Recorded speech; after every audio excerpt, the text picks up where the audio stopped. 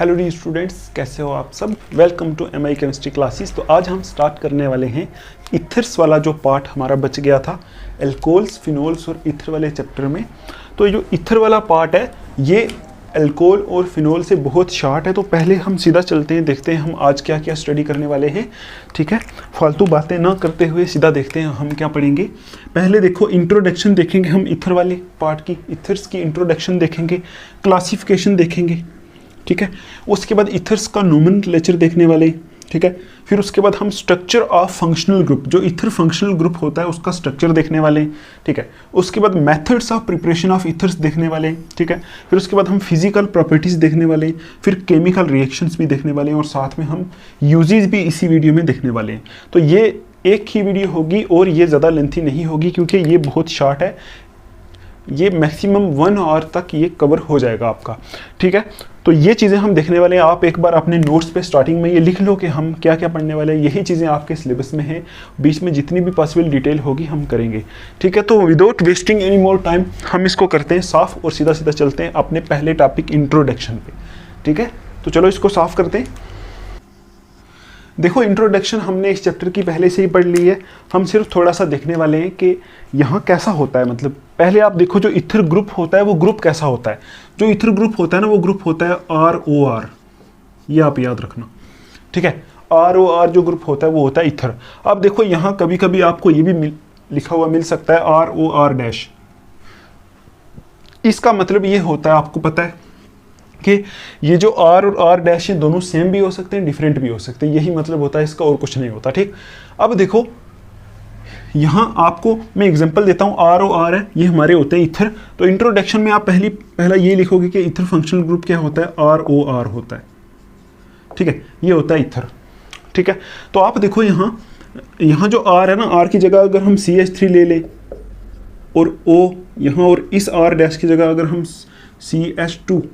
CH3 ले लें तो ये हमारा बन गया एक इथर।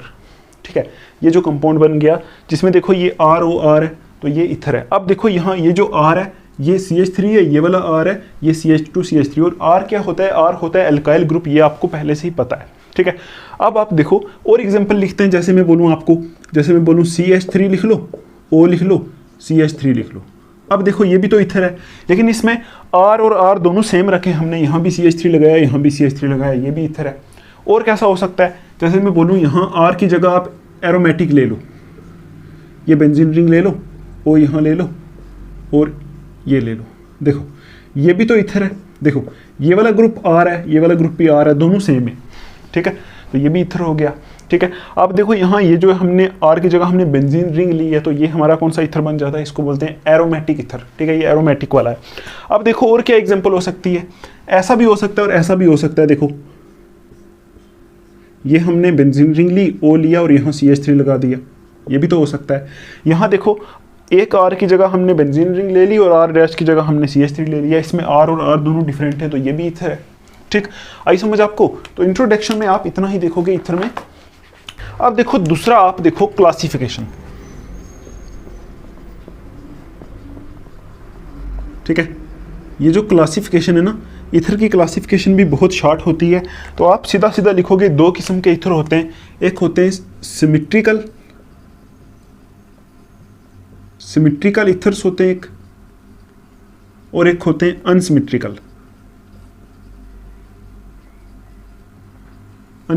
इथर्स। ठीक है, दो किस्म के इथर्स होते हैं। अब देखो जो अनसिमिट्रिकल इथर्स होते हैं ना, इनको मिक्स्ड इथर भी बोलते हैं, मिक्स्ड इथर्स भी इनको बोलते हैं। ठीक, तो क्लासिफिकेशन में बस आप इतना लिखोगे दो किस्म के इथर्स होते हैं, एक होते हैं सिमेट्रिकल, एक होते हैं अनसिमेट्रिकल। तो आप एग्जांपल में लिख दो, जैसे जो सिमेट्रिकल होते हैं ना इनको सिंपल भी बोलते हैं, सिंपल इथर्स भी बोलते हैं। देखो इनका नाम सिंपल इथर्स भी होता है। ठीक, ये दो किस्म के हमारे इथर्स होते हैं, सिमेट्रिकल इथर्स, अनसिमेट्रिकल इथर्स। तो आप सिमेट्रिकल का मतलब देखो, सिमेट्रिकल का मतलब है जैसे ये एग्जांपल है ना, इसमें सिमेट्री है।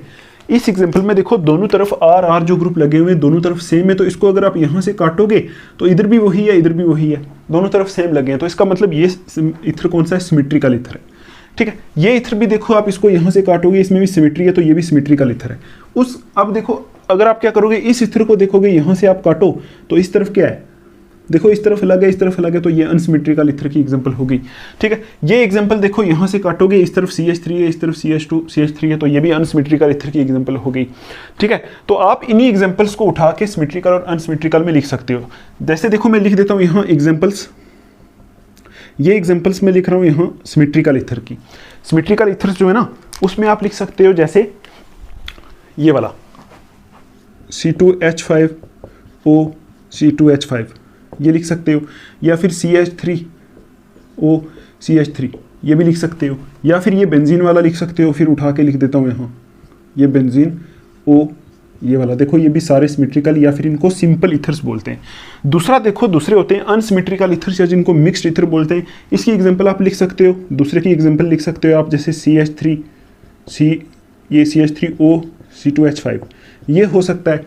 या फिर ऐसा हो सकता है कि यहाँ बेंजीन रिंग लगी हो, इस तरफ O करके CH3 लगाओ। आई समझ आपको? तो ये होते हैं हमारे अनसिमेट्रिकल ईथर्स।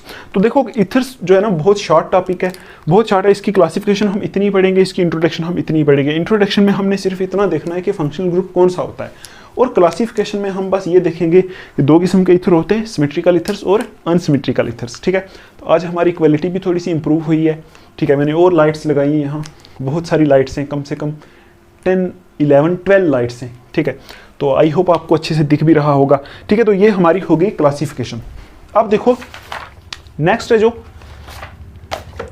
है हमारा नोमेनक्लेचर। तो नोमेनक्लेचर पढ़ने के लिए देखो इसको मुझे साफ करना पड़ेगा, फिर हम चलते हैं सीधा नोमेनक्लेचर के ऊपर, फिर हम उसकी एग्जांपल्स भी डिस्कस करने वाले हैं। ठीक है, तो इसको मैं साफ कर देता हूं पहले।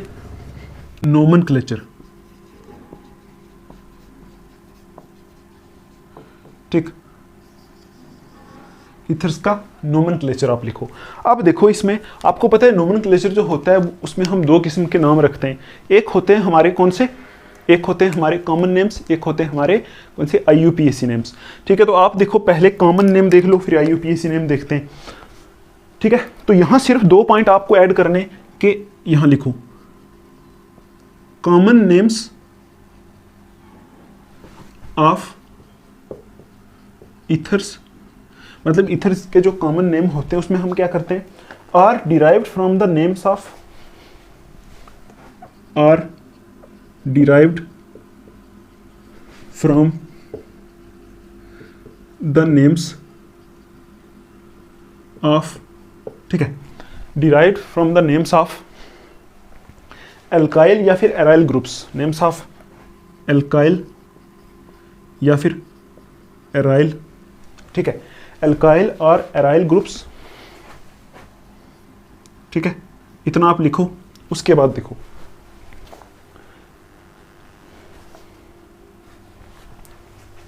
यहां लिखो written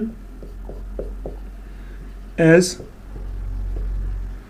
separate words in alphabetical order, alphabetical order. ठीक है, उसके बाद आप एक वर्ड ऐड करो, and adding the word ether at the end, and adding the word ether at the end. ठीक, ये आप देखो, ये जो हमने लाइन लिखी है ना, इसमें हम पूरे के पूरे कॉमन नेम्स जो हैं हमारे डिस्कस कर लेंगे। तो आप देखो यहाँ लिखा है जो कॉमन नेम्स होते हैं ईथर्स के, are derived from the names of alkyl या एराइल ग्रुप। मतलब हम क्या करते हैं, पहले एल्काइल या फिर एराइल ग्रुप जो है उनके नाम लिखते हैं, अलग अलग लिखते हैं, written as a separate word, मतलब उनको अलग अलग लिखते हैं in alphabetical order, alphabetical order में लिखते हैं। ठीक है, and adding the word ether at the end, और लास्ट में वर्ड ईथर लगा देते हैं बस।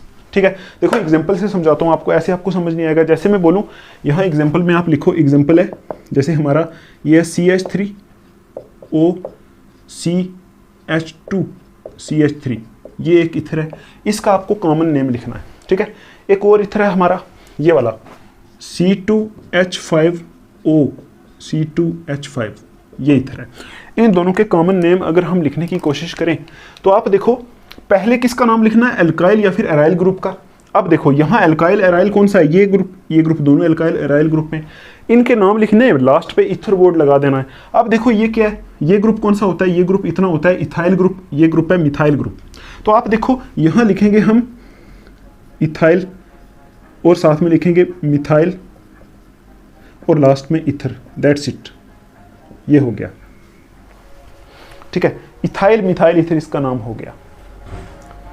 तो वही हो गया ना।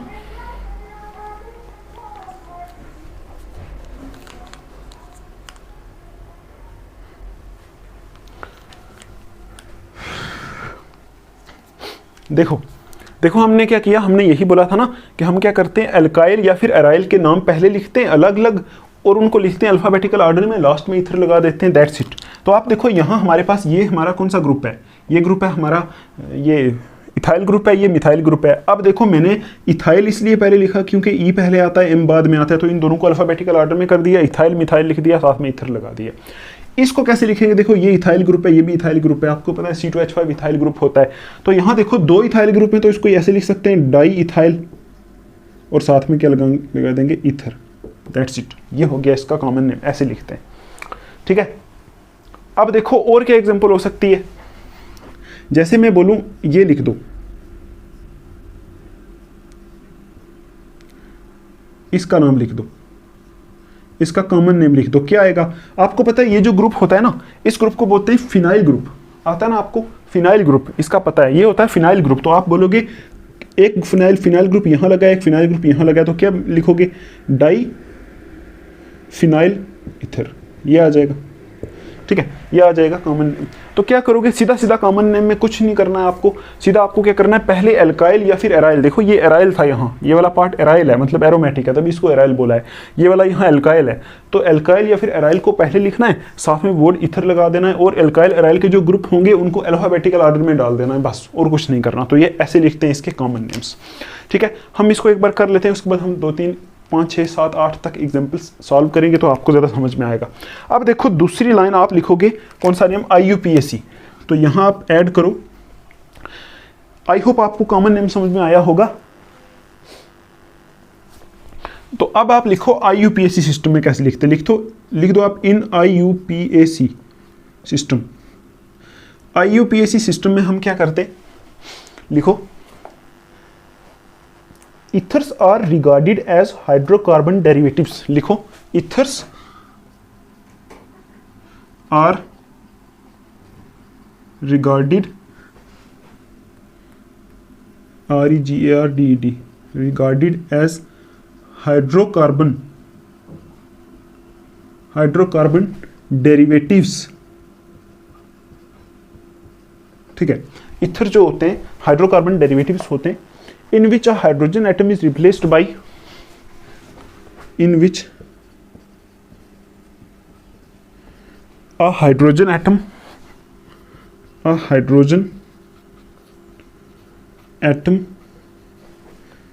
is replaced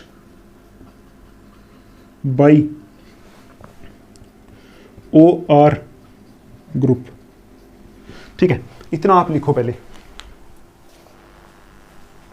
ठीक है, या फिर यहां ऐसा भी लिख सकते हो ROAR ग्रुप। ठीक, ये होते हैं हमारे इथर, ये लाइन आप ऐड करो। उसके बाद आप लिखो, यहां आप एक पॉइंट और ऐड कर दो कि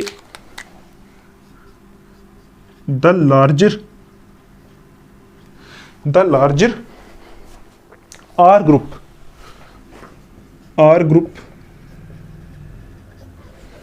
is chosen as parent chain, या फिर आप लिख सकते हो पेरेंट हाइड्रोकार्बन।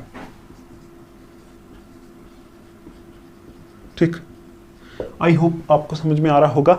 आप देखो कुछ नहीं करना है इसमें, बहुत सिंपल है। कैसे सिंपल है, देखो यहाँ लिखा है कि IUPAC सिस्टम में हम ये मानते हैं, जो IUPAC सिस्टम होता है उसमें हम ये मानते हैं कि ether are regarded as hydrocarbon derivatives, मतलब इथर जो होते हैं वो हाइड्रोकार्बन डेरिवेटिव्स होते हैं। कैसे, देखो हमारा हाइड्रोकार्बन है जैसे CH4, ठीक है, तो ये बोल रहा है कि इस CH4 में से एक हाइड्रोजन को निकाल दो, क्या बनता है CH3, और वो जो हाइड्रोजन वो वाला जो निकाला उसकी जगह क्या लगा होता है, OR ग्रुप लगा होता है ये। ठीक, हाइड्रोकार्बन मतलब ये बोलता है कि जो IUPAC सिस्टम में हम ये मानते हैं कि जो ईथर हमारे होते हैं वो बने कैसे होते हैं, बने ऐसे होते हैं कि हाइड्रोकार्बन में से क्या निकाल दो, एक H निकाल दो और साथ में OR ग्रुप लगा दो, ठीक है। और ये जो OR ग्रुप होता है इस ग्रुप को बोलते हैं, OR ग्रुप होता है ना, इस ग्रुप को बोलते हैं एल्कोक्सी ग्रुप, एल्कोक्सी ग्रुप बोलते हैं इसको, ये आप याद रखना। OR ग्रुप जो होता है इसको बोलते हैं एल्कोक्सी ग्रुप, ठीक है। R की जगह अगर मिथाइल होगा तो बोलेंगे मिथॉक्सी, अगर इथाइल होगा तो बोलेंगे इथॉक्सी, ठीक है, ऐसे करके बोलेंगे। अगर फिनाइल होगा मतलब इस R की जगह अगर बेंजीन रिंग होगी, फिनाइल होगा तो बोलेंगे फिनॉक्सी, ऐसे करके इसका नाम होता है।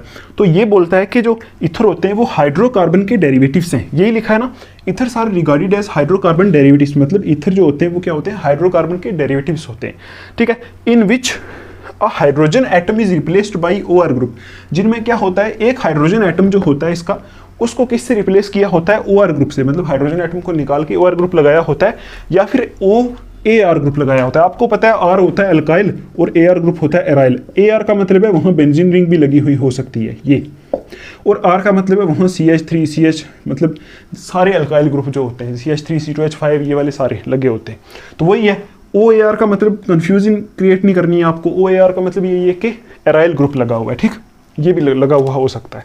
अब देखो इसमें हम नाम क्या कैसे रखते हैं, ठीक है, नाम ऐसे रखते हैं कि the larger R group is chosen as parent hydrocarbon, मतलब आपको पता है इथर में दो किस्म के जो पार्ट जुड़े होते हैं, एक देखो इस साइड जुड़ा होता है, एक इस साइड, दो किस्म के हाइड्रोकार्बन जुड़े होते हैं, या फिर हम बोलते हैं मिथाइल ग्रुप जुड़े होते हैं, ठीक है, या फिर मिथाइल ग्रुप या फिर एराइल ग्रुप, दो किस्म के।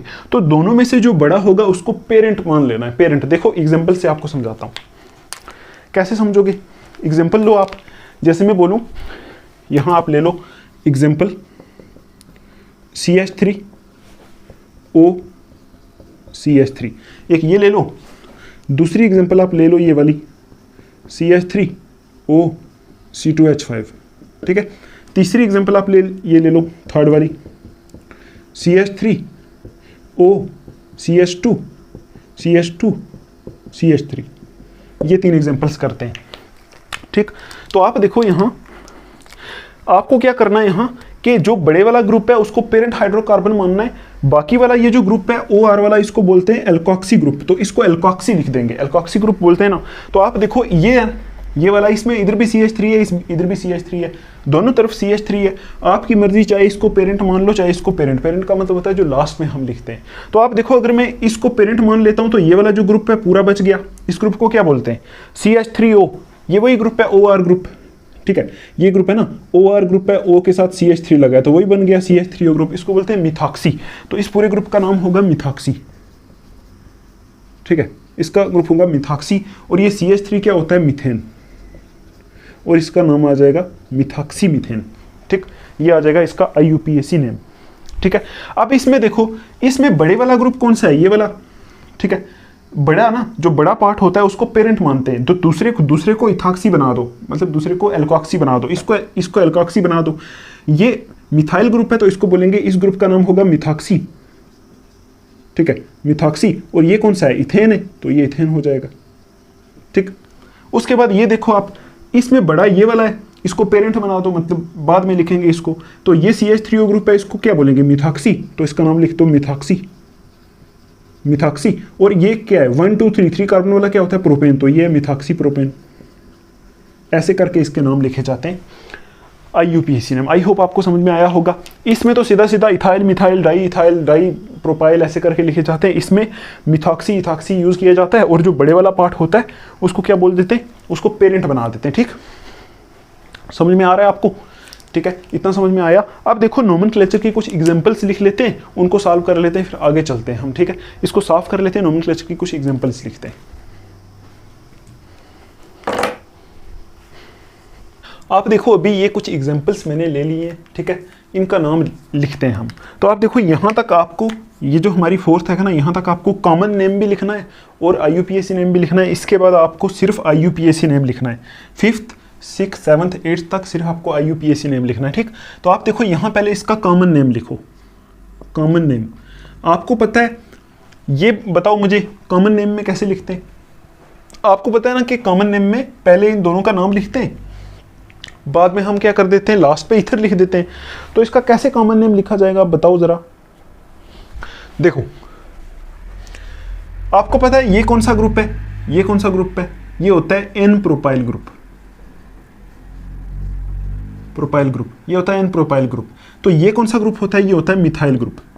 ठीक, तो आप लिखोगे इसमें पहले एम आता है या पहले पी आता है। ठीक है, पहले एम आता है ना, तो अल्फाबेटिकल ऑर्डर में दोनों ग्रुप के नाम लिखो। पहले एम लिखेंगे, एम से मिथाइल बनेगा, मिथाइल। फिर ये कौन सा ग्रुप है, एन प्रोपाइल, तो लिखोगे एन प्रोपाइल, आगे क्या लिखोगे, इथर। ये इसका कॉमन नेम आ जाएगा, मिथाइल एन प्रोपाइल इथर। ठीक है, मिथाइल एन प्रोपाइल इथर, ये अलग अलग लिख देना, मिथाइल एन प्रोपाइल इथर, इन दोनों को अलग अलग लिखना है, क्योंकि हमने लिखा था ना कि कॉमन नेम में इन दोनों को सेपरेट लिखते हैं, तो वो कर दिया हमने। अब देखो इसका IUPAC नेम, आप एक काम करो, पहले इनके कॉमन नेम लिख लेते हैं। देखो इसका भी कॉमन नेम लिखो, कैसे लिखोगे कॉमन नेम। यहाँ देखो ये कौन सा ग्रुप है, C6H5। C6H5 जो ग्रुप होता है ना, C6H5, ये एक्चुअल में फिनाइल ग्रुप होता है, ये वाला, ये ग्रुप होता है C6H5, ये फिनाइल ग्रुप होता है। ठीक है, तो आप देखो यहाँ C6H5 है, यहाँ मिथाइल है, तो पहले फिनाइल आएगा, पहले मिथाइल आएगा, M पहले आता है, P बाद में आता है। तो पहले लिखोगे आप यहाँ मिथाइल, मिथाइल, फिर लिखोगे फिनाइल, लास्ट में लिखोगे इथर, मिथाइल फिनाइल इथर, इसका नाम आ जाएगा कॉमन नेम। इसका कॉमन नेम लिखो, देखो ये कौन सा ग्रुप है, ये फिनाइल ग्रुप है, ये इथाइल ग्रुप है। तो पहले इथाइल आता है ना, तो इथाइल फिनाइल इथर, ये आ जाएगा इसका नाम। ठीक, इथाइल फिनाइल इथर। इसमें देखो इसका कॉमन नेम कैसे लिखोगे, ये ग्रुप कौन सा है आप ये बताओ पहले। देखो आपको बताया था मैंने एक बार हेलो एल्केन और हेलो एरीन वाले चैप्टर में, आपको मैंने बहुत सही से बताया था कि ये जो ग्रुप होता है ना, ये वाला, इसको बोलते हैं आइसोप्रोपाइल ग्रुप। ठीक है, ये आइसोप्रोपाइल ग्रुप होता है, तो ये मिथाइल ग्रुप है, तो ये आइसो है।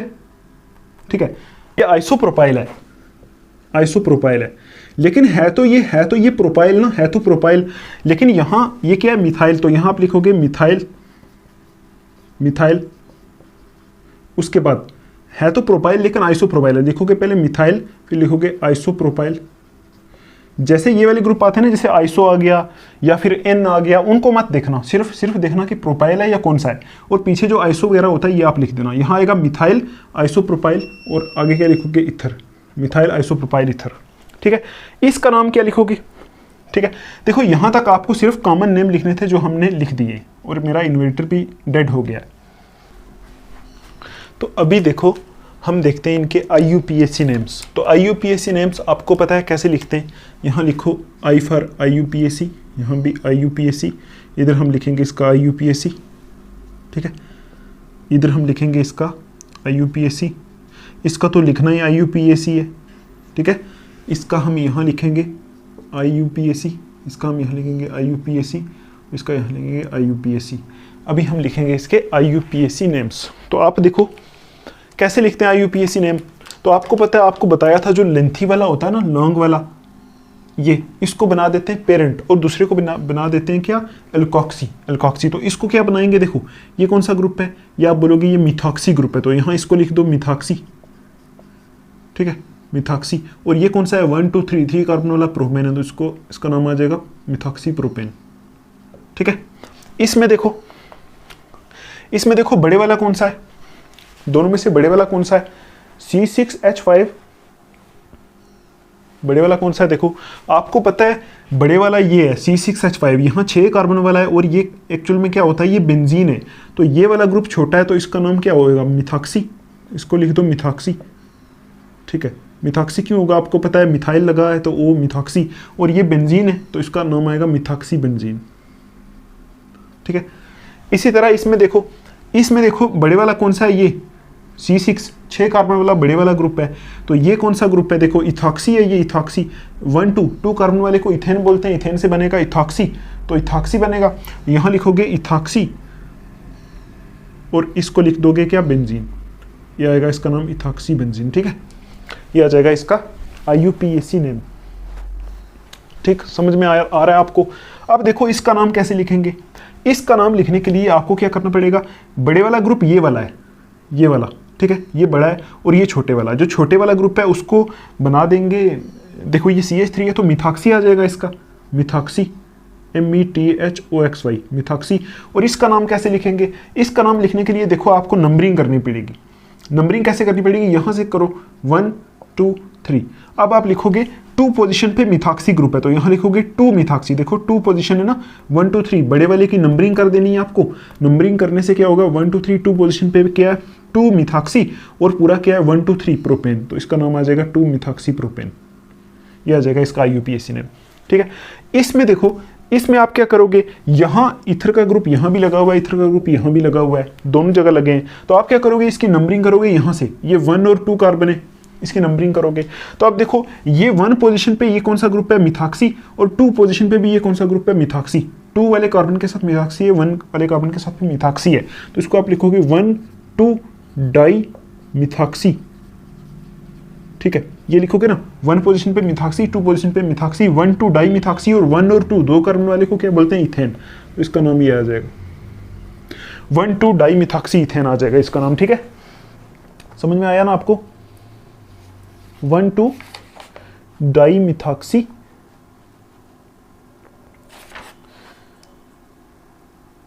इथेन। ठीक है, ये आ जाएगा इसका IUPAC नेम। इसका IUPAC नेम लिखो, देखो कैसे लिखोगे आप देखो ये ग्रुप है C2H5 इथाइल ग्रुप है, और दूसरा ग्रुप है ये बड़े वाला।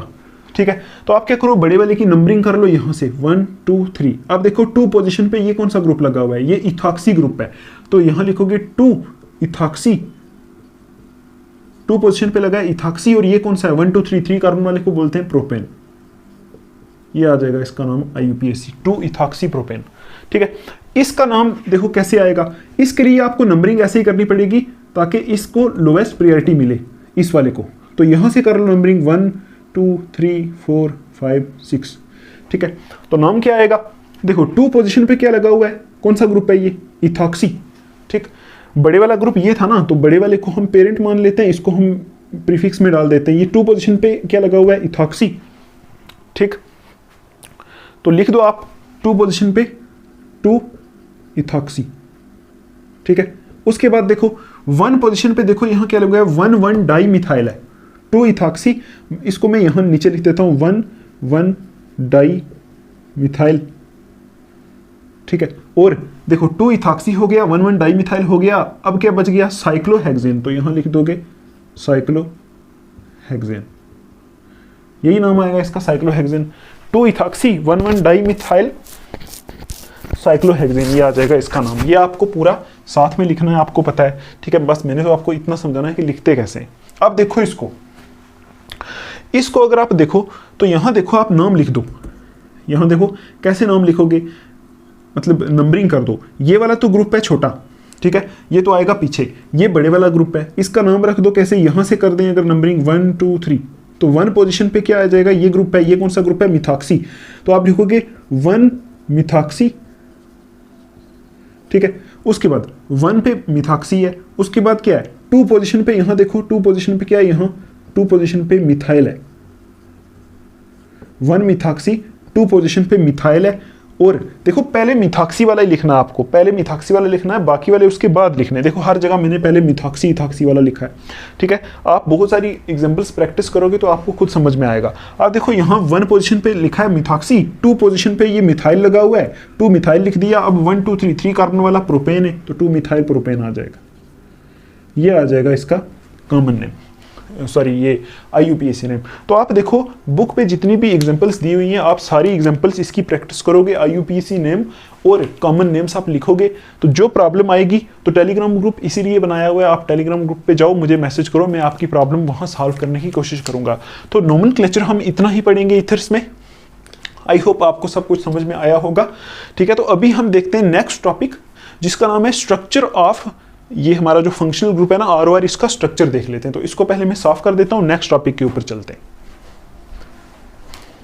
तो आप अभी देखो हम देख रहे हैं स्ट्रक्चर ऑफ फंक्शनल ग्रुप, मतलब जो इथर फंक्शनल ग्रुप है उसका स्ट्रक्चर कैसा है। ठीक, तो आप देखो यहां मैंने लिखा है इन इथर्स, जो इथर्स होते हैं उसमें क्या होता है, 2 bond pairs and 2 lone pairs of electrons on oxygen are arranged approximately in tetrahedral arrangement. मतलब 2 बॉन्ड पेयर्स, यहां देखो 2 बॉन्ड पेयर्स मतलब 2 बॉन्ड्स, और 2 लोन पेयर्स, 2 बॉन्ड पेयर का मतलब क्या होता है, मतलब 2 ऐसे करके 2 बॉन्ड्स और 2 लोन पेयर ऑफ इलेक्ट्रॉन जो होते हैं, are arranged approximately in tetrahedral arrangement, वो एक टेट्राहेड्रल अरेंजमेंट में क्या होते हैं, अरेंज होते हैं, ठीक है, ऑक्सीजन एटम के ऊपर। यहाँ आप एक बार अगर सही से पढ़ो तो यही लिखा हुआ है, देखो ये हमारा जो ईथर ग्रुप है ना, ठीक है, ऐसा होता है ether group R O R, ये आर है, ये आर है। तो आप देखो यहाँ जो ऑक्सीजन होता है, इसमें इस ऑक्सीजन ने एक बॉन्ड इधर बनाई है, एक बॉन्ड इधर बनाई है, तो दो बॉन्ड पेयर हो गए ना, और दो लोन पेयर इस ऑक्सीजन के ऊपर होते हैं। देखो एक लोन पेयर ये, एक लोन पेयर ये, ठीक है। लोन पेयर का मतलब होता है, आपको पता है लोन, एक लोन पेयर में दो इलेक्ट्रॉन्स होते हैं, तो वही मतलब है कि दो लोन पेयर होते हैं और दो बॉन्ड पेयर होते हैं इस ऑक्सीजन के ऊपर। आप अगर चेक करोगे इस ऑक्सीजन की हाइब्रिडाइजेशन, तो आप देखो दो लोन पेयर हैं, दो बॉन्ड पेयर हैं, तो इसकी हाइब्रिडाइजेशन होगी sp3, और sp3 की अरेंजमेंट आपको पता है कैसी होती है, टेट्राहेड्रल अरेंजमेंट होती है, ठीक है। आपको पता है ये जो ऑक्सीजन है ना, ऐसा है, ऐसा है, और इसके ऊपर दो लोन पेयर हैं, ऐसे दो लोन पेयर ऑफ इलेक्ट्रॉन है, एक यहाँ पड़ा है, एक यहाँ पड़ा है, तो ये टेट्राहेड्रल अरेंजमेंट होती है, ठीक। और आपको पता है टेट्राहेड्रल ज्योमेट्री होती है, और शेप क्या होती है, शेप लोन पेयर की वजह से थोड़ी सी अलग किस्म की हो जाती है। ये आपने केमिकल बॉन्डिंग 11th क्लास में पढ़ा है। आप बस इतना याद रखोगे कि ईथर्स में क्या होता है, टू बॉन्ड पेयर्स होती हैं और दो लोन पेयर होते हैं इलेक्ट्रॉन्स के, किसके ऊपर, ऑक्सीजन के ऊपर। और कैसे अरेंज होते हैं, टेट्राहेड्रल अरेंजमेंट होती है उनकी, ठीक। मतलब अगर हम इन इलेक्ट्रॉन को ऊपर देखें तो इसकी हाइब्रिडाइजेशन sp3 है, तो आपको पता है हाइब्रिडाइजेशन चेक करने के लिए हम lone pair plus bond pair check करते हैं। तो यहाँ देखो दो लोन पेयर है, दो बॉन्ड पेयर है, तो हाइब्रिडाइजेशन sp3 होगी, और ये अरेंजमेंट टेट्राहेड्रल है, इतना आपको याद रखना है। उसके बाद देखो कि bond angle is slightly greater than the tetrahedral angle, मतलब ये जो बॉन्ड एंगल है यहाँ, ठीक है, ये टेट्राहेड्रल एंगल से थोड़ा सा बड़ा होता है। क्यों बड़ा होता है, क्योंकि आपको पता है ये यहाँ आर ग्रुप जुड़े हुए हैं, ये आर ग्रुप है, ये आर ग्रुप है, और ये आर ग्रुप थोड़े से बल्की ग्रुप होते हैं, इन्होंने बॉन्ड्स बनाई हुई हैं। तो ये बॉन्ड्स आपस में क्या करती है, रिपल्शन करती हैं, एक दूसरे को रिपेल करती हैं, दूर दूर रहना चाहती हैं, ठीक है। ये क्योंकि ये ग्रुप बड़े हैं ना, तो ग्रुप अगर बॉन्ड्स ऐसे हो जाएंगी, ऐसे हो जाएंगे, तो ये ग्रुप पास में आएंगे, पास में आने से ये आपस में रिपल्शन करेंगे, इसलिए ये बॉन्ड्स थोड़ी सी दूर रहती हैं। तो दूर रहने की वजह से यहाँ जो एंगल है ना, ये एंगल टेट्राहेड्रल एंगल से थोड़ा सा बढ़ जाता है। वही यहाँ लिखा है कि bond angle is slightly greater than the tetrahedral angle, मतलब जो बॉन्ड एंगल होता है इसमें, ठीक है, ये आर ओ आर वाला जो बॉन्ड एंगल होता है, ये टेट्राहेड्रल एंगल से थोड़ा सा बड़ा होता है, ठीक है। Due to bond pair repulsion, मतलब इसमें जो ये बॉन्ड है, ये बॉन्ड पेयर की रिपल्शन की वजह से, ठीक है, बॉन्ड पेयर बीपी रिपल्शन की वजह से ये क्या होता है, थोड़ा सा बड़ा होता है। आपको पता है ना बॉन्ड पेयर और लोन पेयर, ये केमिकल बॉन्डिंग वाला जो हमारा 11th का चैप्टर होता है ना, उसमें आप पढ़ते हो, ठीक। देखो आपको मैं बता देता हूं एक बार, लोन पेयर ऑफ इलेक्ट्रॉन का मतलब, पेयर का मतलब होता है दो, तो अगर दो इलेक्ट्रॉन है तो एक लोन पेयर है, ठीक है। अब देखो बॉन्ड पेयर का मतलब है, देखो बॉन्ड में भी तो दो इलेक्ट्रॉन होते हैं, एक बॉन्ड में दो, ठीक है, तो ये बॉन्ड पेयर है, ठीक है, दो इलेक्ट्रॉन होते हैं एक बॉन्ड में, तो अगर दो बॉन्ड्स होंगे तो बोलेंगे ना दो बॉन्ड पेयर ऑफ इलेक्ट्रॉन्स हैं, ठीक है, ऐसे बोलेंगे। तो बस इतना आपको याद रखना है कि ईथर में ये जो ऑक्सीजन होता है, इसकी हाइब्रिडेशन sp3 होती है, इसके ऊपर दो लोन पेयर होते हैं, इसकी दो बॉन्ड्स बनी हुई हैं, ये बॉन्ड आपस में क्या करती है, रिपल्शन करती है, ठीक है। इस वजह से ये जो एंगल होता है, ये टेट्राहेड्रल एंगल से थोड़ा सा बड़ा होता है, ठीक। उसके बाद देखो the CO bond length is almost same as in alcohols, और जो CO बॉन्ड लेंथ होती है, देखो ये C है, ये O है, इसके बीच में जो बॉन्ड लेंथ होगी, आपको पता है ना, ये एक्चुअल में ऐसा है, C के साथ हो जुड़ा हुआ है ना ऐसे C, तो इस C के साथ तीन H जुड़े हुए हैं, ऐसा ही है, ठीक है, ऐसे ही CH3 ऐसा बना है। तो देखो ये CO बॉन्ड है ना यहाँ, तो CO बॉन्ड की जो बॉन्ड लेंथ होती है वो कैसी होती है, जैसी अल्कोहल में होती है वैसी ही बॉन्ड लेंथ यहाँ होती है, ठीक। आई होप आपको ये समझ में आया होगा। स्ट्रक्चर ऑफ फंक्शनल ग्रुप में आपको बस इतना याद रखना है, कि लोन पेयर होते हैं, बॉन्ड ऐसी होती हैं, CO बॉन्ड लेंथ अल्कोहल जैसी होती है, और ये दोनों थोड़ा सा दूर हो जाते हैं CH3 क्योंकि ये बल्की ग्रुप होते हैं, RR बल्कि थोड़ा सा आपस में क्या करते हैं, रिपल्शन करके दूर हो जाते हैं, तो हम बोलते हैं बॉन्ड पेयर रिपल्शन यहाँ होती है, ठीक। तो यहाँ तक ही आपको करना था स्ट्रक्चर ऑफ फंक्शनल ग्रुप, इतना आप याद रखोगे, आगे केमिकल रिएक्शंस में ये आपको काम आने वाला है, ठीक। तो अभी देखो इसके बाद हम देखेंगे methods of preparation of ethers, ठीक है, इसको साफ करते हैं। तो अभी आप देखो हम देखने वाले हैं methods of preparation of ether.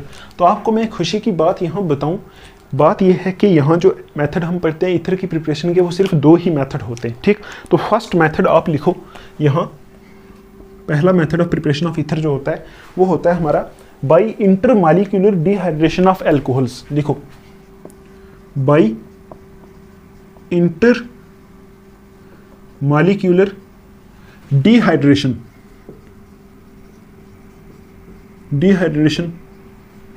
of alcohols, ठीक है।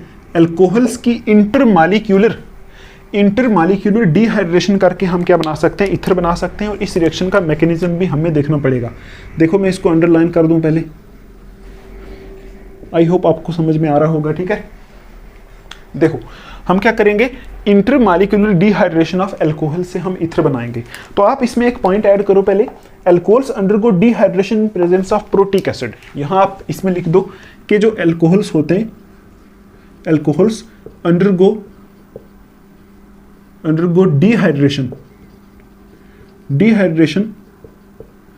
इन प्रेजेंस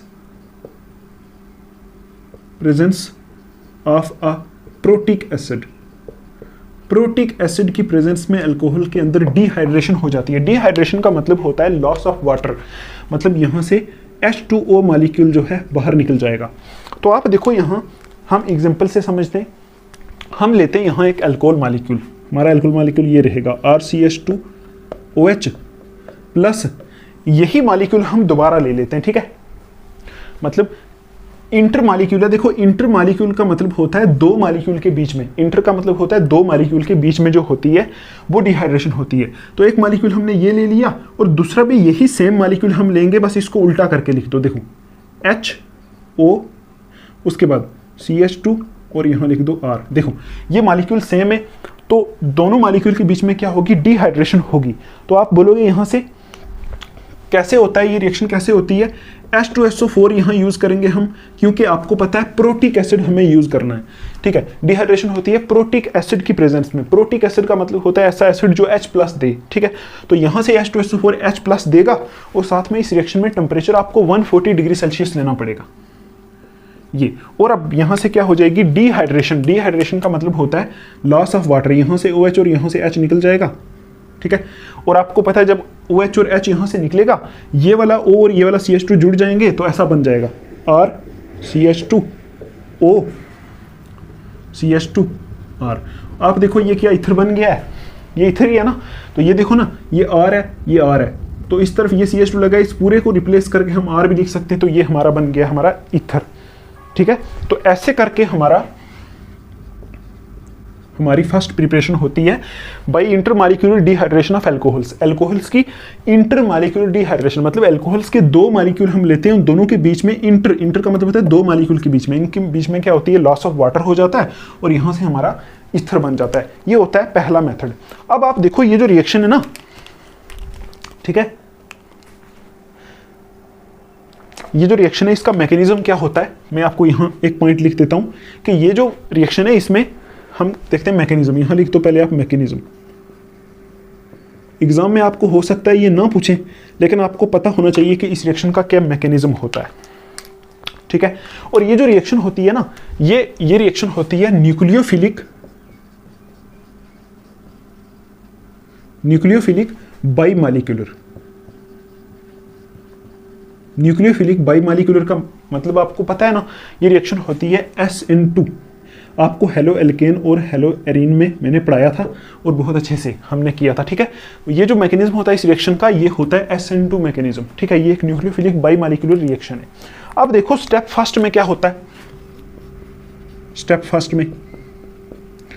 फर्स्ट में ये होता है कि आप देखो यहां हम ले रहे हैं, सपोज इस R की जगह हम यहां CH3 लेंगे, ठीक है। तो हमने लिया यहां CH3, या फिर आप एक काम करो R की जगह R ही ले लो। इसी रिएक्शन का मैकेनिज्म देख लेते हैं। R यहाँ लिया हमने, CH2 यहाँ लिया और OH यहाँ लिया, ठीक है। ये एक अल्कोहल हमने लिया और साथ में हमने लिया प्रोटिक एसिड। तो फर्स्ट स्टेप में आपको पता है प्रोटिक एसिड जो होता है H2SO4 क्या देता है, H+ देता है। H+ देता है ना ये प्रोटिक एसिड। तो आप देखो पहले स्टेप में क्या होगा, इसके सामने हम लिखेंगे H+। तो आपको पता है ये जो अल्कोहल है ना, अल्कोहल लिया ना हमने, ठीक है, अल्कोहल लिया तो अल्कोहल हमने पढ़ा इसके ऊपर होते हैं 2 लोन पेयर। तो आपको पता है जब अल्कोहल के सामने H+ आता है तो ये लोन पेयर अपने इस H+ को दे देता है, ठीक है। तो प्रोटोनेशन हो जाती है। कैसी होगी, देखो इस स्टेप में प्रोटोनेशन होगी, मतलब ये RCH2 ऐसे ही रहेगा और यहाँ OH2 हो जाएगा और ऊपर प्लस चार्ज आएगा। ऐसा आपने पहले भी पढ़ा है, ठीक है। आपको पता है ये लोन पेयर इसको देगा, H अपने अंदर ले लेगा, तो यहाँ OH पहले था, OH2 हो गया। अब तो OH2 हो गया, एक लोन पेयर है, एक प्लस चार्ज आ गया, एक लोन पेयर इसने दे दिया।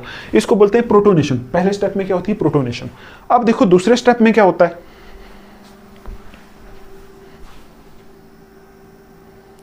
देखो दूसरे स्टेप में ये होगा कि यहां लिखो आप स्टेप सेकंड, ठीक। देखो यहां दो मॉलिक्यूल है ना अल्कोहल के, पहला अल्कोहल का जो मॉलिक्यूल है उसके ऊपर H+ अटैक करेगा और उसकी हो जाएगी प्रोटोनेशन ये। अब दूसरे स्टेप में क्या होगा, ये जो प्रोटोनेटेड है ना इसके ऊपर ये दूसरा अटैक करेगा। तो आप क्या करो, इसमें पहले ये वाला मॉलिक्यूल लिखो, ऐसे है ना, ये RCH2OH यही था, बस इसको उल्टा करके यहां लिखा था, इसको यहां लिख दिया और साथ में प्लस ये वाला मॉलिक्यूल लिख दो RCH2OH2 प्लस, ये हो गया, ठीक। अब मुझे आप बताओ कि इसके ऊपर जो है, इसके ऊपर होते हैं हमारे लोन पेयर, ये लोन पेयर ऑफ इलेक्ट्रॉन्स होते हैं इसके ऊपर, अल्कोहल के ऊपर। ये हमने दूसरा अल्कोहल का जो मॉलिक्यूल लिया था ना, ये वाला उठा के यहाँ लिख दिया, और पहले स्टेप में इस मॉलिक्यूल से हमारा जो H+ लेके प्रोटोनेटेड बना था, वो ये बना था, उसको यहाँ लिख दिया। आप मुझे बताओ, हमने पहले भी ऐसी रिएक्शन की है, जब OH2 के ऊपर प्लस चार्ज आता है ना, तो ये सारा यहाँ से निकलने की कोशिश करता है, ठीक है। आप बताओ, अगर OH2 सारे का सारा यहां से निकलेगा तो ये बॉन्ड पूरी लेके निकलेगा, तो इसके ऊपर प्लस चार्ज आएगा, ठीक है, ये आपको पता है। अब देखो, जब इसके ऊपर प्लस चार्ज आएगा तो ये वाला यहां अटैक करेगा ना इसके ऊपर, ठीक है, क्योंकि आपको पता है ये लोन पेयर ऑफ इलेक्ट्रॉन्स हैं। लोन पेयर कहां अटैक करते हैं, जहां प्लस चार्ज दिखता है, तो ये इसके ऊपर अटैक करेगा। आप देखो, आप ऐसा दिखाओगे कि जैसा ये मॉलिक्यूल इसके कांटेक्ट में आएगा, ये वाले लोन पेयर यहां इस कार्बन के ऊपर अटैक करेंगे, ये वाला पूरे का पूरा यहां से निकल जाएगा, ठीक है। तो आप बोलोगे ये वाला पार्ट यहां जुड़ जाएगा, ये यहां से बाहर निकल जाएगा। OH2 तो वाटर होता है, ये बाहर ज्यादा स्टेबल रहता है। OH2 के ऊपर जब प्लस चार्ज आता है तो ये गुड लिविंग ग्रुप बन जाता है, ठीक। तो यहां से आप लिखोगे, ये वाला पार्ट इसके ऊपर जोड़ दो, ये लिखो पहले ऐसे RCH2 लिखा, उसके ऊपर ये पार्ट जोड़ दो, O यहां लिख दो, देखो इसके ऊपर O जोड़ दो, O के साथ H है, और इसके ऊपर O के ऊपर क्या है, CH2, और यहाँ क्या है R, ऐसे जोड़ दिया आपने। और ये O ये वाला O जब क्या करेगा, इसको अपना ये इलेक्ट्रॉन देगा ना, तो इस O के ऊपर प्लस चार्ज आ जाएगा, तो यहाँ लिख दो प्लस चार्ज, ठीक है। और ये वाला यहाँ से निकल गया तो यहाँ आएगा प्लस H2O। आपको ये समझ में आया कैसे किया मैंने? आपको पता है, एक बार मैंने आपको बताया कि ये वाला जो होता है OH2, ये होता है गुड लिविंग ग्रुप। ये यहाँ से आपने ये दोनों इलेक्ट्रॉन पूरी बॉन्ड लेके निकल जाएगा, तो इसके ऊपर आएगा प्लस चार्ज। तो उसी प्लस चार्ज की वजह से ये वाले लोन पेयर इसके ऊपर अटैक करेंगे। तो हमने एक ही बार पूरा दिखा दिया, क्योंकि आपको पता है ऊपर लिखा है ये जो रिएक्शन है ये न्यूक्लियोफिलिक बाईमॉलिक्यूलर सब्स्टिट्यूशन है, मतलब SN2 है। SN2 में 1 स्टेप रिएक्शन होती है, एक ही बार ये इसके ऊपर अटैक करता है, ये यहाँ से निकल जाता है, ठीक। तो अब देखो अब क्या होगा, चेक करो।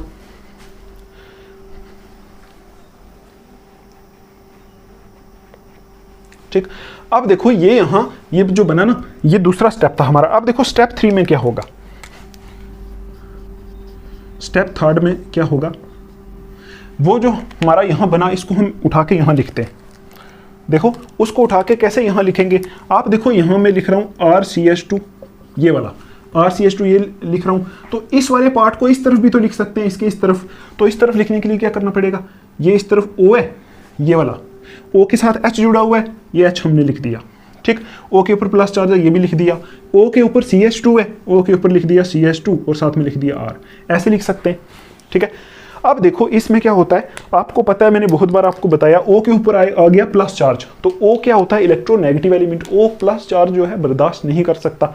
जब O के ऊपर प्लस चार्ज आता है ना, वो क्या करता है, उस प्लस चार्ज को खत्म करने की कोशिश करता है। तो इस स्टेप में ये क्या करेगा, ये हाइड्रोजन के इस बॉन्ड में जो 2 इलेक्ट्रॉन है ये अपने ऊपर ले लेगा, यहाँ से H+ को बाहर निकाल देगा, ठीक है। और अपने ऊपर जब ये O 2 इलेक्ट्रॉन लेगा तो इसका प्लस चार्ज न्यूट्रलाइज हो जाएगा, H+ को निकाल देगा।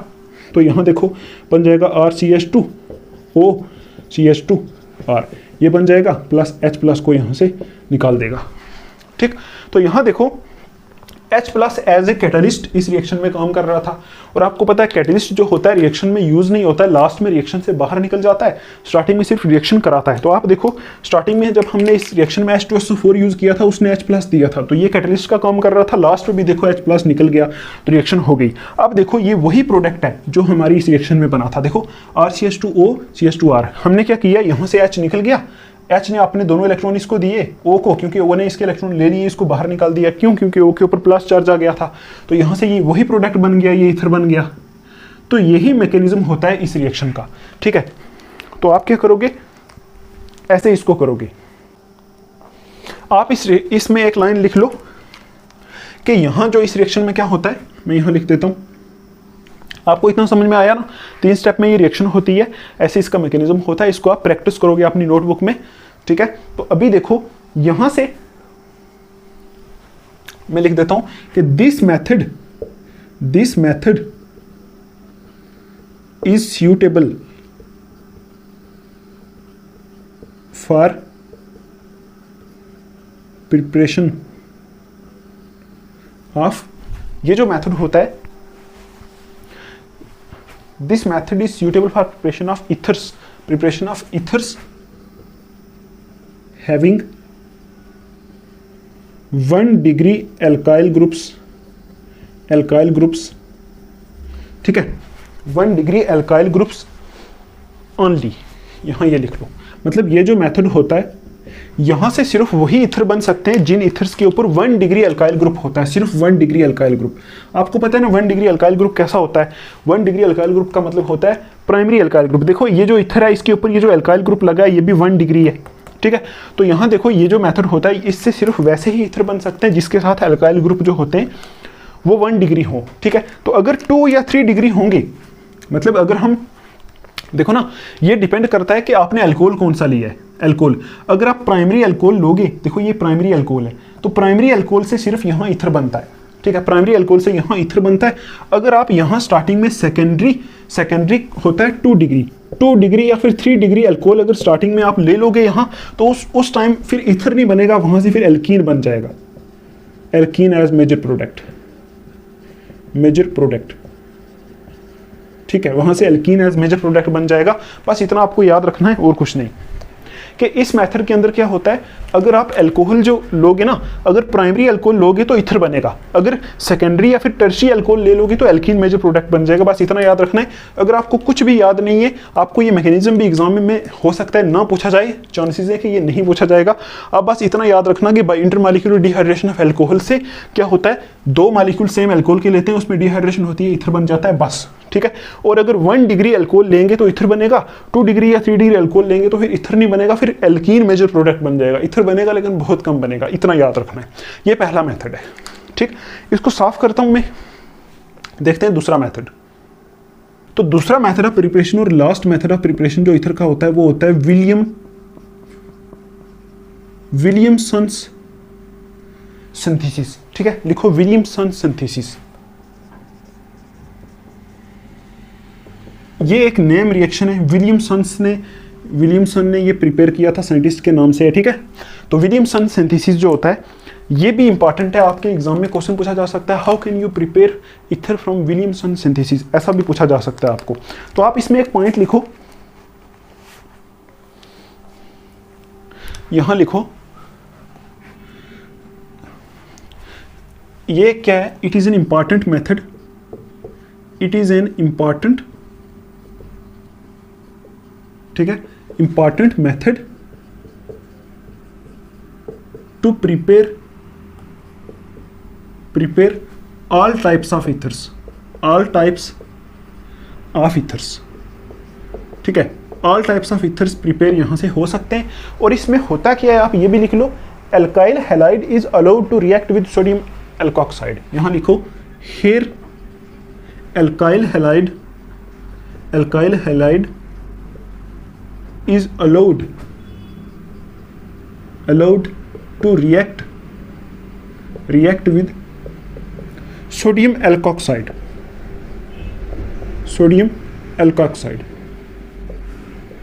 ठीक। ये होता है इसमें, और कुछ नहीं, ठीक। क्या होता है, यहां हम अल्काइल हैलाइड की रिएक्शन कराते हैं किसके साथ, उसको रिएक्ट कराते हैं किसके साथ, सोडियम एल्कोक्साइड के साथ, ठीक है। और सोडियम एल्कोक्साइड क्या होता है मैं आपको अभी बताता हूं। तो आप देखो यहां इसकी जो रिएक्शन होगी उसको कैसे लिखेंगे, रिएक्शन लिखो इसकी, यहां लिखो पहले सोडियम एल्कोक्साइड, ये होता है हमारा RONA, ये होता है सोडियम एल्कोक्साइड, ठीक। RONA होता है सोडियम एल्कोक्साइड। और आपको पता है R और O वही ग्रुप है, एल्कोक्सी ग्रुप है, इसके ऊपर माइनस चार्ज होता है, इसके ऊपर प्लस चार्ज होता है। प्लस एल्काइल हैलाइड होता है, एल्काइल हैलाइड क्या होता है, एल्काइल हैलाइड या फिर हेलोएल्केन होता है RX, ये आपने पढ़ा होगा, चैप्टर आपको पता होगा। तो इसको उल्टा करके यहाँ लिख दो XR, देखो ना RX ही है, उल्टा करके लिख दिया XR। अब आप देखो, आपको पता है यहाँ क्या होता है कि ये सिर्फ समझाने के लिए, जो मैं फर्स्ट यहाँ रिएक्शन लिख रहा हूँ ना, वो बस आपको समझाने के लिए लिख रहा हूँ कि ऐसे हो सकता है, ऐसे आप याद रख सकते हो, लेकिन एक्चुअल मैकेनिज्म कुछ और होता है। ठीक है, इसका भी एक्चुअल मैकेनिज्म हम देखेंगे। आप याद रखने के लिए ऐसे कर सकते हो। आपको पता है ये होता है हेलोजन, एक्स होता है हेलोजन, इसके ऊपर होता है डेल्टा नेगेटिव, इसके ऊपर होता है डेल्टा प्लस। तो यहाँ से Na और एक्स निकल सकता है। देखो सोडियम प्लस है, ये माइनस है, तो ये प्लस और माइनस आपस में जुड़ सकते हैं। ठीक है, तो NaX यहाँ से निकल जाएगा, तो आप बोलोगे यहाँ क्या बनेगा, ROR। ये देखो RO और ये R बनेगा और NaX यहाँ से निकल जाएगा, प्लस हम लिखेंगे NaX। ठीक, ये सिर्फ आपको समझाने के लिए ऐसा मैकेनिज्म, ऐसा मैं आपको बता रहा हूँ कि ऐसा कुछ हुआ होगा इसमें। ठीक है, लेकिन एक्चुअल मैकेनिज्म आपको पता है कुछ और होता है। ठीक है, आई होप आपको समझ में आया होगा। एग्जाम्पल लेके अगर हम देखें, जैसे हम कोई एग्जाम्पल ले लें इस रिएक्शन की, R की जगह आप ले लो, इस R की जगह ले लो, जैसे CH3, R की जगह आपको पता है यही होता है, ONA ये होता है।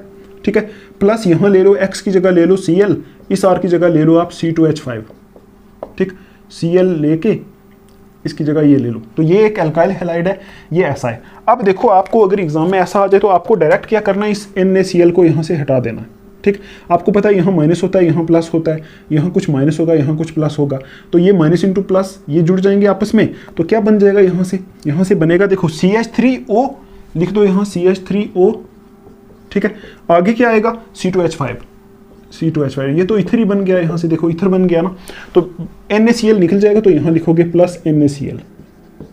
ये ऐसे हमारा, ऐसे आप याद रख सकते हो। अब देखो इसका एक्चुअल मैकेनिज्म क्या होता है वो देख लेते हैं। मैकेनिज्म सिर्फ इसलिए आपको बता रहा हूँ कि आपको थोड़ा सा मैकेनिज्म वाली चीज़ें भी दिमाग में पढ़ना स्टार्ट हो जाए, ऐसा ना हो बाद में आप बड़ी क्लासेस में जाओ आपको मैकेनिज्म का कुछ समझ में आए ही ना। ठीक है, इसलिए मैं आपको मैकेनिज्म दिखा रहा हूँ। अब देखो जो मैकेनिज्म है, इसमें आप एक पॉइंट लिखो, ये जो रिएक्शन होती है ये भी किससे जाती है, SN2 रिएक्शन होती है। ये रिएक्शन भी जो होती है ये भी SN2 रिएक्शन होती है। ठीक है, और SN2 का आपको पता है सब्सटीट्यूशन न्यूक्लियोफिलिक बाई मालिक्यूलर, ये आपको पता है, मतलब इसमें न्यूक्लियोफिलिक सब्सटीट्यूशन है, मतलब न्यूक्लियोफाइल अटैक करेगा, लेकिन बाई मालिक्यूलर है, मतलब एक ही स्टेप में रिएक्शन होगी। ये चीज़ें मैं आपको बार बार बोलता हूँ, जो ऑर्गेनिक केमिस्ट्री होती है वो चलती है सीक्वेंस वाइज। तो आपको पहले हेलो एल्केन हेलो एरीन वाला चैप्टर पढ़ना है, उसके बाद ये पढ़ना है। डायरेक्ट आप इस वीडियो पे आ रहे हो तो आपको समझ में नहीं आने वाला फिर, क्योंकि यहाँ SN1 SN2 यूज़ हो रही है ना, तो आपने अगर वो पढ़ी नहीं होंगी तो आपको कैसे पता चलेगा। ठीक है, तो आप देखो यहाँ हम लिखते हैं, पहला हम यहाँ लिखते हैं कैसे रिएक्शन हुई है। यहाँ देखो हम लेते हैं कोई CH2X, या फिर हम एक काम करते हैं, काम हम ये करेंगे, हम क्या करते हैं, यहाँ ये ले लो आप RCH2X। ये क्या है, ये हमारा एक, ये क्या है, हेलो एल्केन है ना, ये हेलो एल्केन है। हमने सिर्फ ये CH2 इसलिए लिया ताकि हम इसके ऊपर प्लस चार्ज दिखा सकें। ठीक है, अगर हम R लेंगे, R के ऊपर प्लस दिखाना थोड़ा ऑड लगेगा, तो RCH2X ये एक हेलो एल्केन है, जो ये वाला हमने यहाँ लिया था। ठीक है, ये एक्चुअल मैकेनिज्म है रिएक्शन का। इसके आगे आप लिखोगे ये वाला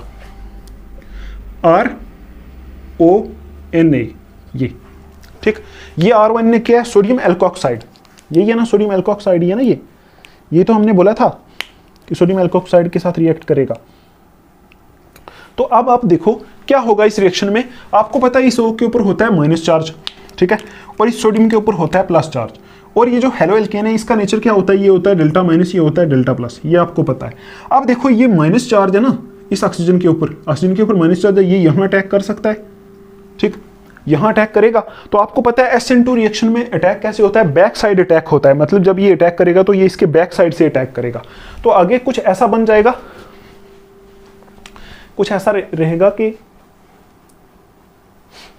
देखो मैं यहां बनाता हूं, आप एक काम करो, इस R को नीचे लिख लो, R को नीचे भी लिख सकते हैं, कोई प्रॉब्लम नहीं। देखो ना, इस R को नीचे लिख लोगे तब भी कोई प्रॉब्लम नहीं, क्योंकि यहां ये अटैक बैक साइड से होगा, कुछ ऐसा अटैक होगा। देखो जब ये वाला RO इसके ऊपर अटैक करेगा ना, तो ये CH2 ऐसा लिखो आप, ये वाला CH2 मैंने यहाँ लिख दिया, ये RO माइनस इसके ऊपर बैक साइड से अटैक करेगा, तो यहाँ आएगा O, यहाँ आएगा R। ठीक, ये RO वही आ गया, क्योंकि O ने किसके ऊपर यहाँ से अटैक किया, और यहाँ से ये आगे वाली बॉन्ड है, इसको आप ऐसे दिखाओगे X, इस बॉन्ड को भी आप ऐसे दिखाओगे। आपको मैंने बताया था ना, इसमें ट्रांजिशन स्टेट बनती है SN2 वाली रिएक्शंस में। ठीक, अच्छा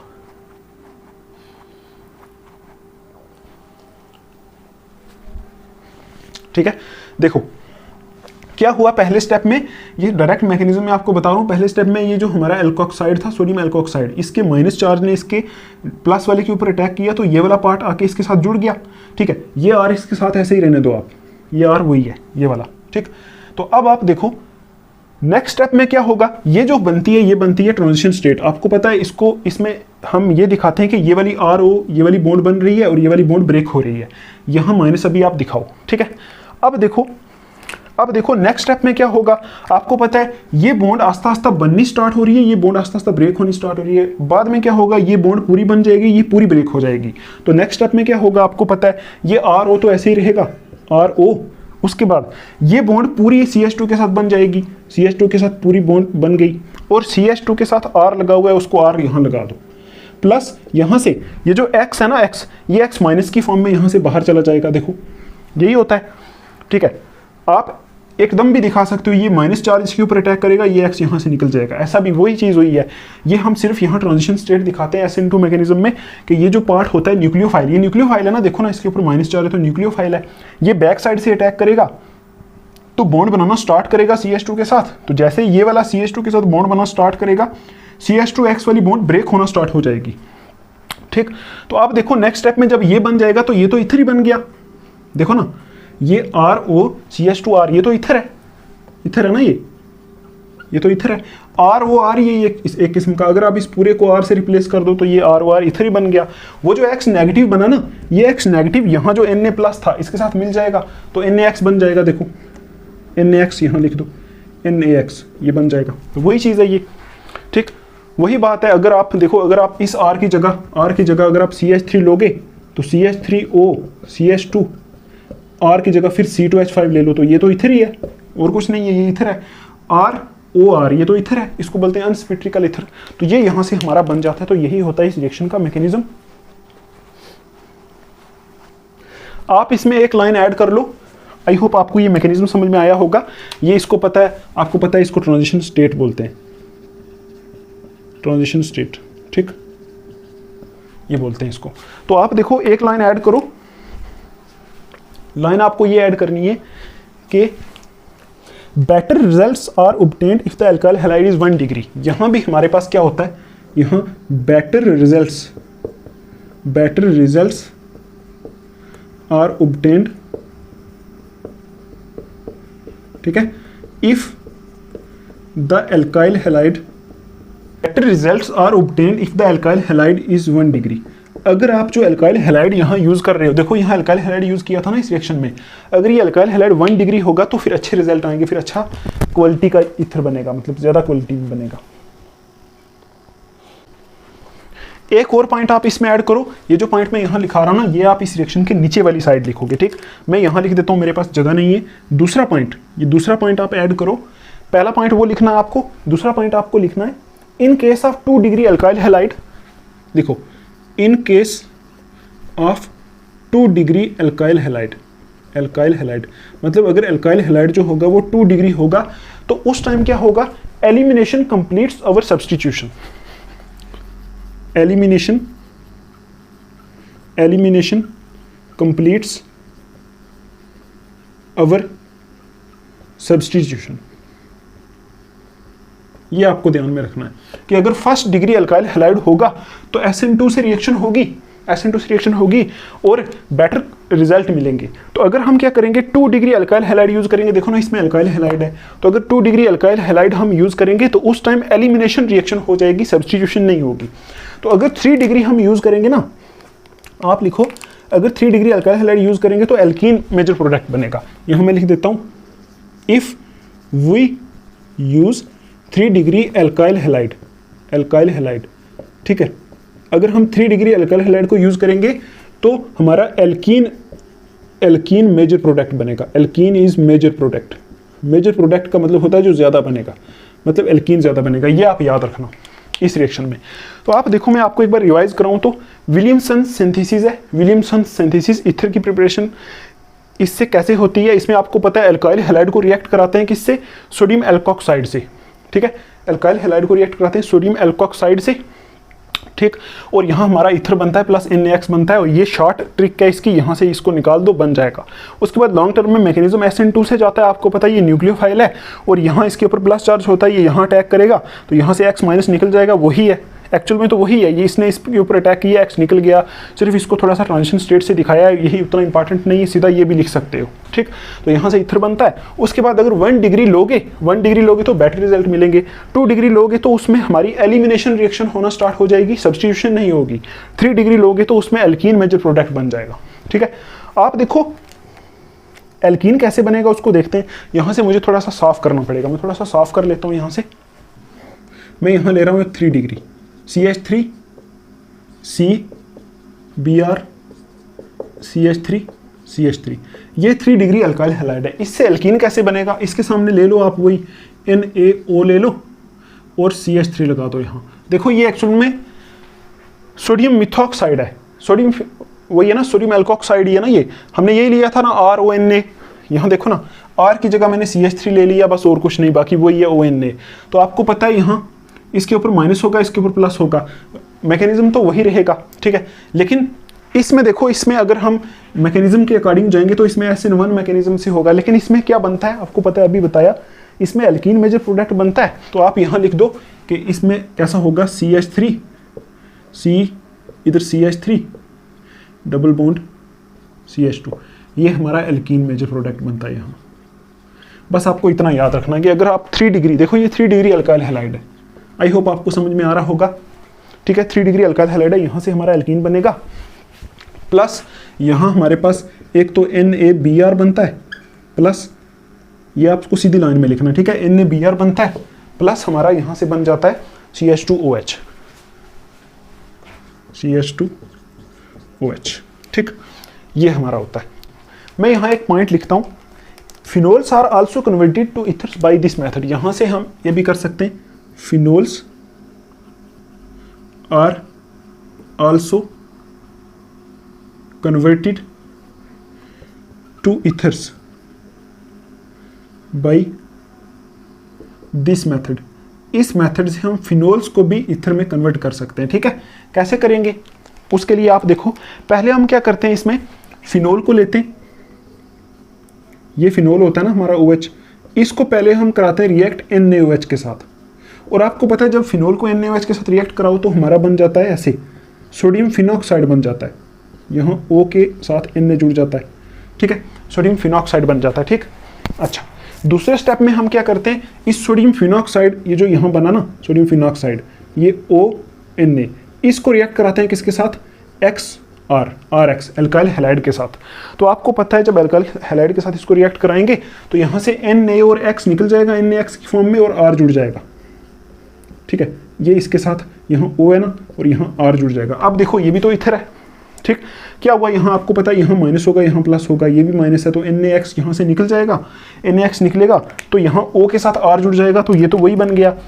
ये ऐसा ईथर मैंने आपको बताया था ना, ये R है, ये भी R है, देखो ये R है जो ये एराइल है, एराइल OR, तो एक्चुअल में ये कुछ ऐसा है, एराइल OR, ये भी तो इथर ही ROR ही है, इथर है। तो यहाँ से हम इस मेथड से हम फिनोल्स को भी कन्वर्ट कर सकते हैं, ये फिनोल है, ठीक, ये फिनोल है, फिनोल को भी हम यहाँ से, और ये हमारा इथर है, फिनोल को भी हम यहाँ से क्या कर सकते हैं, इथर्स में कन्वर्ट कर सकते हैं विलियमसन सिंथेसिस से, ठीक है। आई होप आपको ये समझ में आया होगा। तो यही 2 मेथड होते हैं हमारे प्रिपरेशन ऑफ इथर्स के, तो आप इनको लिख लो, अच्छे से प्रैक्टिस करो। नेक्स्ट हम टॉपिक देखने वाले हैं फिजिकल प्रॉपर्टीज ऑफ इथर्स, ठीक है। इसको मैं साफ करता हूँ, फिजिकल प्रॉपर्टीज एक बार पूरी लिख लेते हैं, फिर उसको मैं आपको समझा देता हूँ, ठीक है। अभी देख लेते हैं फिजिकल प्रॉपर्टीज ऑफ इथर्स। तो आप देखो फिजिकल प्रॉपर्टीज में हम क्या देखने वाले हैं, यहाँ देखो लिखा है due to large size of alkyl groups. आपको पता है जो इथर होता है ना, इथर उसके साथ एल्काइल ग्रुप जुड़े होते हैं, ये एल्काइल ग्रुप है, और एल्काइल ग्रुप का क्या होता है, सार्ज जो साइज होता है वो बड़ा होता है। तो वही लिखा है due to large size of alkyl groups then hydrogen, hydrogen से एल्काइल ग्रुप का जो साइज होता है वो बड़ा होता है। ROR bond angle is in ethers is large, मतलब जो ROR बॉन्ड एंगल होता है, ये बॉन्ड एंगल जो होता है इथर में क्या होता है, लार्ज होता है, ठीक। जब ये लार्ज होता है तो क्या होता है, therefore net dipole moment becomes less. Overall जो डाइपोल मोमेंट का मतलब आप समझ लो पोलैरिटी, ओवरऑल जो पोलैरिटी होती है वो कम हो जाती है। इस वजह से देयरफॉर इथर्स शो, इस वजह से इथर्स क्या क्या शो करते हैं, लो बाइलिंग पॉइंट्स होते हैं इनके, और लो सॉल्युबिलिटी इन वाटर, पानी में भी सॉल्युबिलिटी कम होती है और लो बाइलिंग पॉइंट्स होते हैं। क्यों? क्योंकि इनकी नेट डाइपोल मोमेंट जो होती है वो क्या हो जाती है, लेस हो जाती है। देखो अगर ये ऐसा होता ना ROR, अगर ये ऐसा होता तो इसकी कुछ ना कुछ ओवरऑल डाइपोल मोमेंट थी, मतलब कुछ ना कुछ डाइपोल मोमेंट थी। आपको पता है dipole moment is related to polarity, तो यहाँ डेल्टा नेगेटिव, यहाँ डेल्टा प्लस होता तो कुछ ना कुछ इसकी ओवरऑल पोलैरिटी होती, मतलब ज़्यादा होती। अब ये ऐसा होता है तो इसकी डाइपोल मोमेंट कम हो जाती है, मतलब पोलैरिटी कम हो जाती है तो डाइपोल मोमेंट भी कम हो जाती है, इसलिए इनके बाइलिंग पॉइंट जो होते हैं वो भी कम होते हैं। ठीक, देखो मैंने आपको बताया था बाइलिंग पॉइंट होते हैं कैसे, दो मॉलिक्यूल के बीच जो होती है फोर्स होती है ना, जो जैसे ये ईथर के दो मॉलिक्यूल्स हैं, बहुत सारे मॉलिक्यूल होते हैं, उनके बीच में जो फोर्स ऑफ अट्रैक्शन होती है ना, ऐसे इनकी वजह से हमारे बाइलिंग पॉइंट होते हैं। तो अगर ये वाली फोर्सेस ऑफ अट्रैक्शन कैसी होंगी, स्ट्रॉन्ग, जैसे सपोज ये दो मॉलिक्यूल है ना, इस R और इस O के बीच में फोर्स होगी, इसी तरह इधर भी होगी। तो अगर ये फोर्सेस स्ट्रॉन्ग होगी तो बाइलिंग पॉइंट ज़्यादा होगा, क्योंकि हमें हीट करना पड़ेगा इन बाइलिंग, इसको तोड़ने के लिए ये टूटेगी तो ये वेपराइज होगा, तभी तो बोलते हैं बाइलिंग पॉइंट। बाइलिंग पॉइंट क्या होता है, उसको वेपोराइज करने के लिए जो टेम्परेचर यूज होता है। ठीक, तो अगर ये बॉन्ड कमजोर होगी तो बाइलिंग पॉइंट कम होगा। अब आप देखो इथर में तो उतना चार्ज है ही नहीं, मतलब ना तो इस R के ऊपर उतना ज़्यादा चार्ज है ना इस O के ऊपर उतना ज़्यादा चार्ज है, मतलब पोलैरिटी है ही नहीं, तो इसका बाइलिंग पॉइंट इस वजह से कमजोर होगा। अब देखो वाटर में सॉल्युबिलिटी भी इसकी कम होगी, क्योंकि आपको पता है वाटर भी तो पोलर होता है, वाटर ऐसा होता है पोलर होता है, तो इसकी पोलैरिटी कम में ये वाटर के साथ उतना इंटरेक्ट नहीं कर पाएगा। और दूसरा रीज़न ये भी होता है कि अगर वाटर इसके साथ हाइड्रोजन बॉन्ड बनाना चाहे, देखो ये वाटर होता है और ये ऑक्सीजन है, तो इसके साथ वाटर अगर हाइड्रोजन बॉन्ड बनाना चाहेगा, ठीक है, तो ये हाइड्रोजन इसके साथ इंटरेक्ट करेगा। ठीक है, ऐसा होगा ना, तो आप देखो ये हाइड्रोजन इसके साथ इंटरेक्ट कर नहीं पाएगा, हाइड्रोजन बॉन्ड बन नहीं पाएगी। क्यों? क्योंकि इसके आसपास लगे हुए ये एल्काइल ग्रुप क्या करते हैं, हिंडर कर देते हैं, इस ऑक्सीजन को हिंडर कर देते हैं, छुपा देते हैं, तो फिर हाइड्रोजन बॉन्ड वाटर के साथ बन नहीं पाती। तो अगर वाटर के साथ हाइड्रोजन बॉन्ड नहीं बनेगी, इसका मतलब वाटर के साथ इंटरेक्शन नहीं होगी, तो वाटर में ये सॉल्युबल नहीं होगा। तो आप देखो सॉल्युबल होता है लेकिन बहुत कम सॉल्युबल होता है, तो ज़्यादा सॉल्युबल किस में होता है, ऑर्गेनिक सॉल्वेंट्स में। देखो ये ऑर्गेनिक है तो ऑर्गेनिक सॉल्वेंट में ही सॉल्युबल होगा। ठीक, ये दो चीज़ें आपको याद रखनी, लो बाइलिंग पॉइंट होते हैं और वाटर में सॉल्युबिलिटी कम होती है। अब देखो जैसा जैसा ये R ग्रुप बढ़ता जाएगा, जैसा जैसा ये R का साइज बढ़ता जाएगा, उतनी ही वाटर में सॉल्युबिलिटी इसकी घटती जाएगी, क्योंकि आप देखो R ऑर्गेनिक ग्रुप है, ये इधर इधर बढ़ता जाएगा, ये उतना ही इस ऑक्सीजन को छुपा देगा हाइड्रोजन बॉन्डिंग वाटर के साथ करने से। ठीक, तो ये पॉइंट वही लिखा है, solubility in water further decreases, मतलब पानी में सॉल्युबिलिटी जो होती है ईथर की और डिक्रीज होती है with increasing molar mass of ether. मतलब ईथर का जब मोलर मास बढ़ता जाता है, मोलर मास बढ़ने का मतलब है ये R ग्रुप बढ़ता जाता है। जैसे R की जगह पहले CH3 था, अब CH2CH3 हो गया, फिर CH2CH2CH3 हो गया, तो फिर वाटर के साथ उसकी सॉल्युबिलिटी और कम होती जाती है। क्यों? एज इथरल ऑक्सीजन कौन सा ऑक्सीजन है, ये वाला ऑक्सीजन, देखो इथरल ऑक्सीजन इस ऑक्सीजन को बोलते हैं। As ethereal oxygen becomes more hindered, मतलब जैसा जैसा ये R ग्रुप बढ़ता जाएगा, इथरल ऑक्सीजन जो होगा वो और हिंडर होता जाएगा और छुप जाएगा। हिंडर का मतलब होता है छुप जाएगा। And become less available to intermolecular H bonding with water, तो वाटर के साथ हाइड्रोजन बॉन्डिंग बनाने से वो क्या हो जाएगा, छुप जाएगा, मतलब लेस अवेलेबल होगा वो जो मतलब ऑक्सीजन है।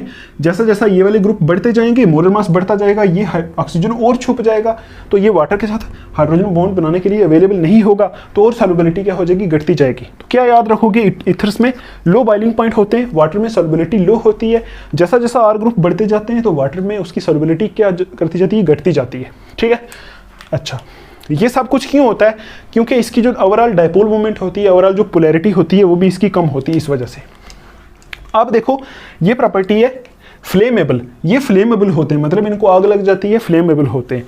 उसके बाद ether molecules have net dipole moment, मतलब कुछ ना कुछ इसकी डाइपोल मोमेंट होती है, कुछ ना कुछ ओवरऑल डाइपोल मोमेंट होती है। नेट डाइपोल मोमेंट कुछ ना कुछ होती है तो कम है लेकिन कुछ ना कुछ होती है, इसलिए ये पानी के साथ मिक्सिबल हो जाते हैं। ठीक है, मिक्स हो जाते हैं पानी के साथ।